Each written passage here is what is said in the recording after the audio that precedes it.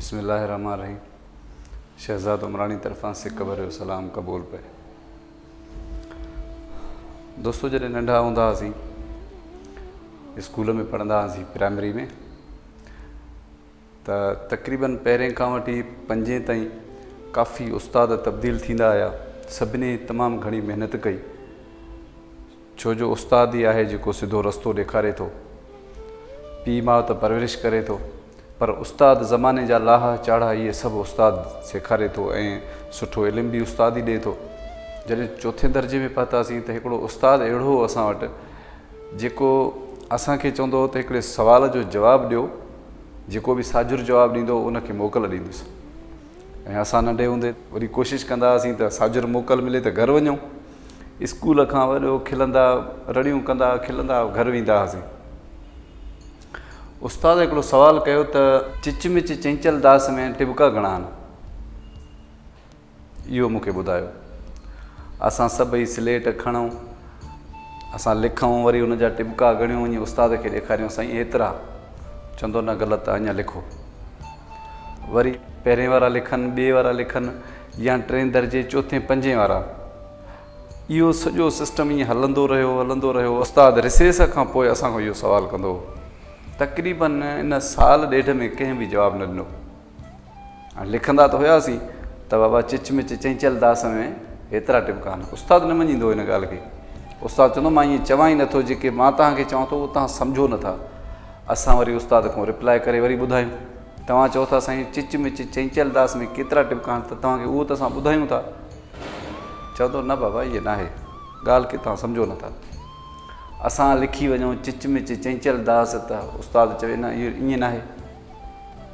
बहरहाल इहो घणा दफ़ा इहो किसो हलियो।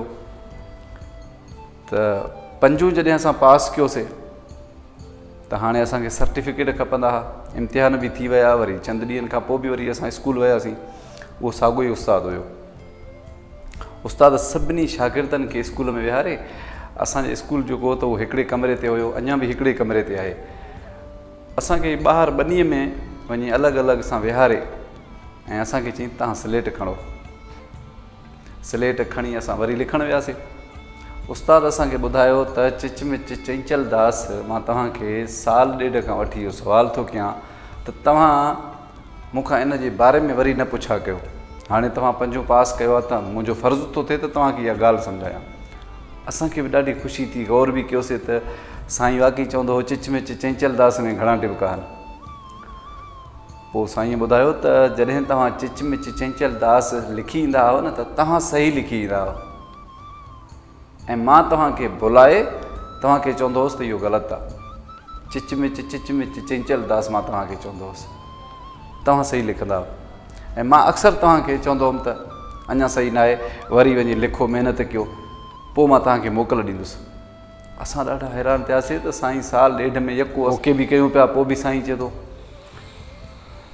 साईं ॿुधायो त मां तव्हांखे इन जे लाइ ग़लति पियो कयां त तव्हांजो हथु अञा स्पीड करे, रवां करे, अखर बार बार लिखी, तव्हांजा अखर सुहिणा थी बीहनि। ऐं चए पियो त अॼु पंजें दर्जे वारा जेके स्कूल छॾे था वञनि, जॾहिं छहें में वेंदा, मूंखे एतिरो यकीन आहे त छहें में तव्हांजे अखरनि जहिड़ा कंहिंजा बि अखर न हूंदा।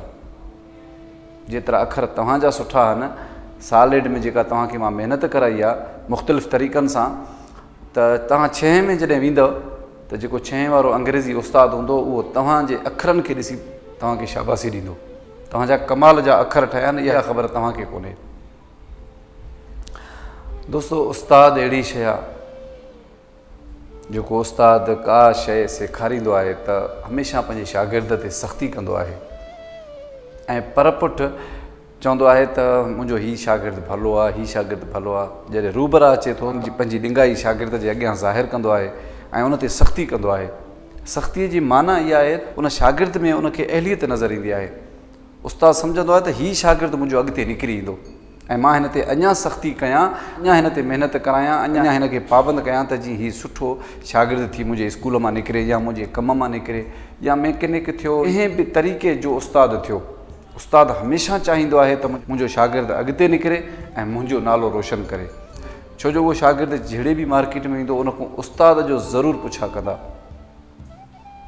अगरि खामी हूंदसि त बि उस्ताद खे चवंदसि यार तुंहिंजो उस्तादु भलो न आहे। अगरि जे उन में सुठायूं हूंदियूं, उन में कारीगरी भली हूंदी त हर को चवंदुसि वाह किथां सिखियो आहे, उस्तादु केरु अथई, फिलाणो साईं। चवंदो तुंहिंजो वाह जो उस्तादु आहे। हाणे नेकी कंहिंजी थी? उस्ताद जी। कमु केरु थो करे? शागिर्दु। सुठो शागिर्दु कमु करे पंहिंजो त नालो रोशन करे थो, पाण सां गॾु पंहिंजे उस्ताद जो बि नालो रोशन करे थो।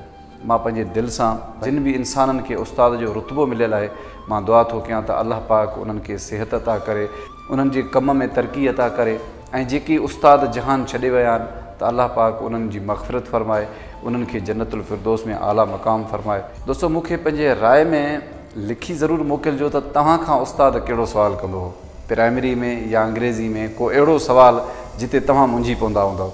तव्हांखे लॻंदो हूंदो त तव्हां सही आहियो, पर तव्हांखे उस्तादु चवे थो इहो ग़लति आहे। अगरि मुंहिंजो वीडियो पसंदि अचे त पंहिंजे दोस्तनि सां ज़रूरु शेयर कजो। मूंखे कंहिं नए मौज़ू ते ॾींदा इजाज़त। पंहिंजो ख़्यालु रखिजो। अलाह निगहबान।